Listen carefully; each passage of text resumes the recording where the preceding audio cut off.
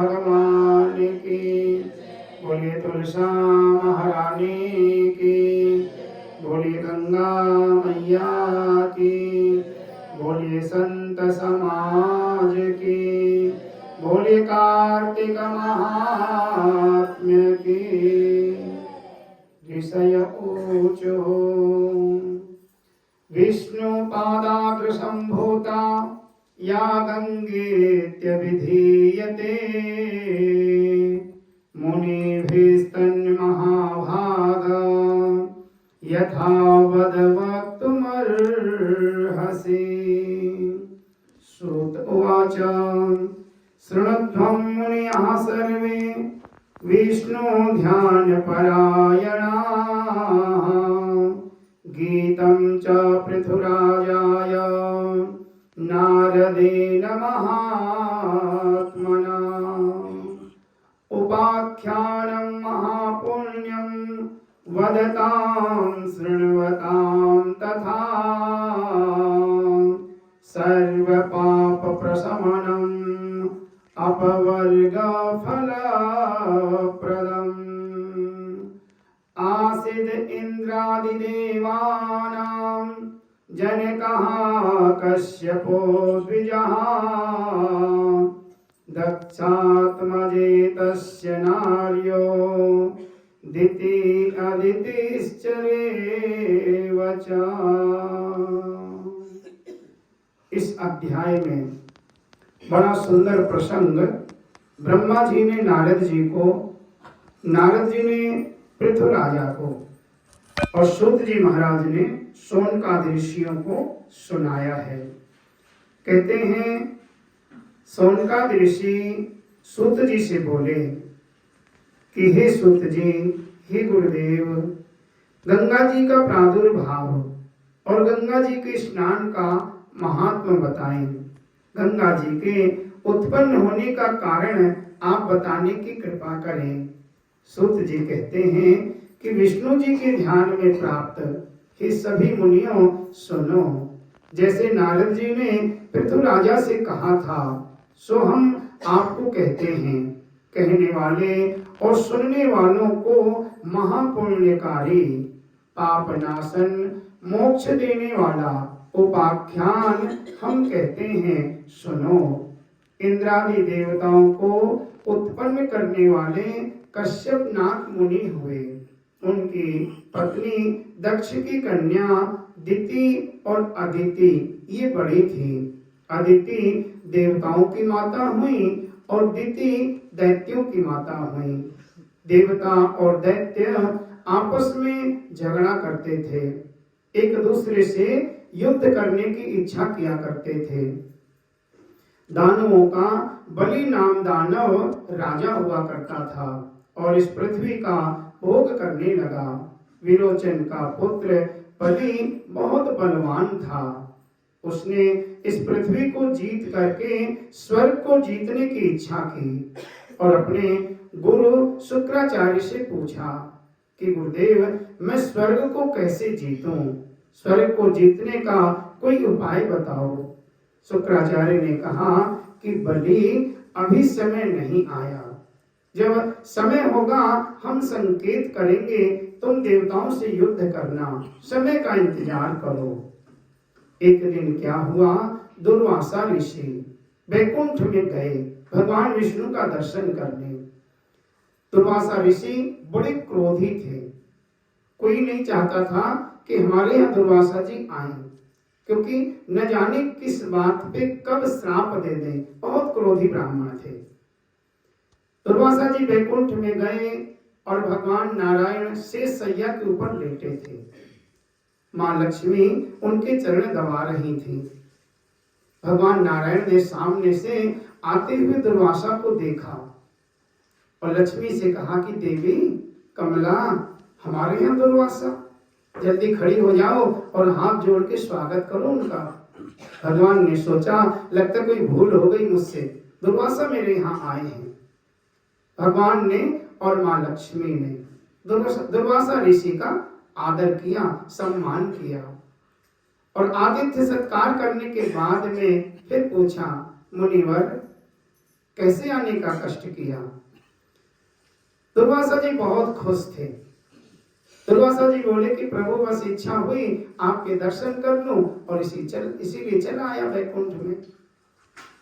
भगवान ने दुर्वासा ऋषि को पहली बार इतना खुश देखा। भगवान बहुत प्रसन्न हुए और भगवान ने क्या किया, अपने गले से एक मोतियों का हार दुर्वासा ऋषि के गले में पहना दिया और दुर्वासा ऋषि यहाँ से चल पड़े प्रसन्नता पूर्वक। पहले ही खुश थे और भगवान का ये प्रसाद मिल गया तो और भी खुश हो गए।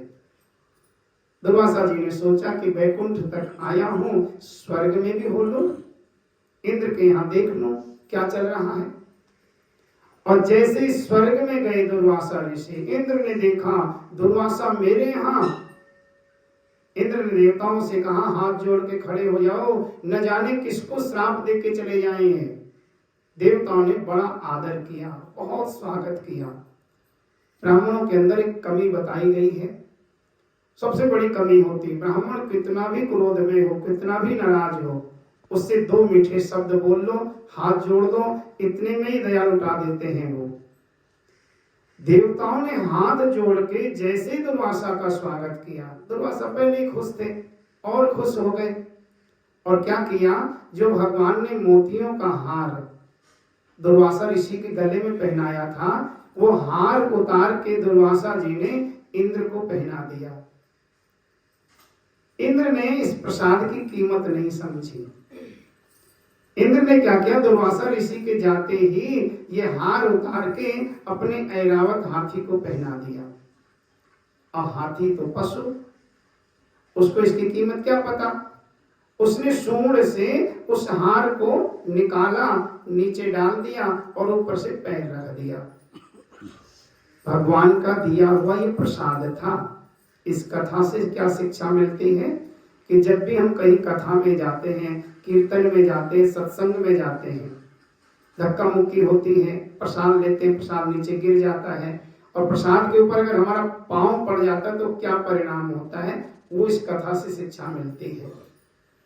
देवताओं के द्वारा भगवान के प्रसाद का अपमान हो गया। हाथी ने उस प्रसाद के ऊपर पांव रख दिया और जैसे ही पांव रखा, शुक्राचार्य ने बलि को बुलाया, बलि कर दे आक्रमण, तीनों लोकों में तुझे अब कोई नहीं हरा सकता, क्योंकि देवताओं के द्वारा भगवान के प्रसाद का अपमान हो गया है।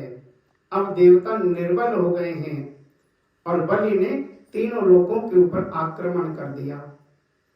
स्वर्ग के देवता इंद्र आदि ऐसे भागने लगे जैसे आम आदमी इधर उधर भागता है। बलि का नाम सुनते ही सभी देवता कंदराओं में छिपने लग गए, जाकर के जिसको जहां जगह मिली वहां छिपने लगे। देवताओं ने बारंबार नारायण की स्तुति करी और कहा जाता है ना, कुपुत्रो जायेता क्वचिदपि कुमाता न भवति। पुत्र कुपुत्र होते देखे गए हैं, लेकिन माँ कभी कुमाता नहीं होती। जो माँ अदिति है ना, देवताओं की माँ, वो बेचैन हो गई। उन्होंने देखा कि अब मेरे बेटों का क्या होगा। उन्होंने अपने पति कश्यप जी से प्रार्थना की कि स्वामी कोई उपाय तो ऐसा होगा जिसके करने से मेरे बेटों का संकट दूर हो जाए। और जब भी बच्चे पे परेशानी आती है तो माता पिता प्रयत्न करते हैं, कोई न कोई उपाय जरूर करते हैं। कश्यप जी ने अदिति को पयोव्रत बताया कि फाल्गुन शुक्ल पक्ष की प्रतिपदा से लेके त्रयोदशी तिथि तक 13 दिन तक केवल दूध पी करके व्रत रखा जाए और उसमें कात्यायनी मंत्र का, संतान गोपाल मंत्र का जाप किया जाए तो संतान सुरक्षित रहती है, उसके ऊपर आई हुई विपत्ति टल जाती है। देवी तुम वो व्रत करो। माता अदिति ने पयोव्रत रखा और भगवान नारायण की कठोर तपस्या की। भगवान नारायण प्रकट हुए और अदिति से बोले कि देवी मांगो क्या चाहिए। अदिति ने कहा कि मेरे बेटों का राज्य बलि ने छीन लिया है। हे नारायण, यदि प्रसन्न हो तो मेरे बेटों का राज्य आप लौटा दो, किसी भी तरह से बलि से ला करके मेरे बेटों का राज्य दे दो।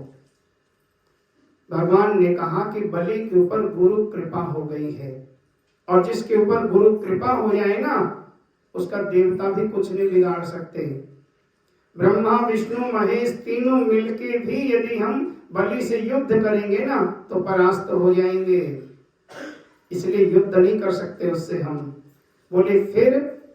बोले मैं उनके यहाँ भिक्षा मांगने जाऊंगा, चिंता मत करो, मैं आपका बेटा बन करके आऊंगा और बेटा बन करके बलि के यहाँ भिक्षा मांगने जाऊंगा।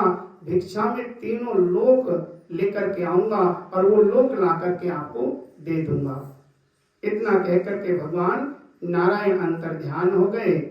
और यहाँ सूत जी महाराज सोनकादि ऋषियों को कहते हैं कि अदिति भी भगवान की तपस्या में लीन हो गई।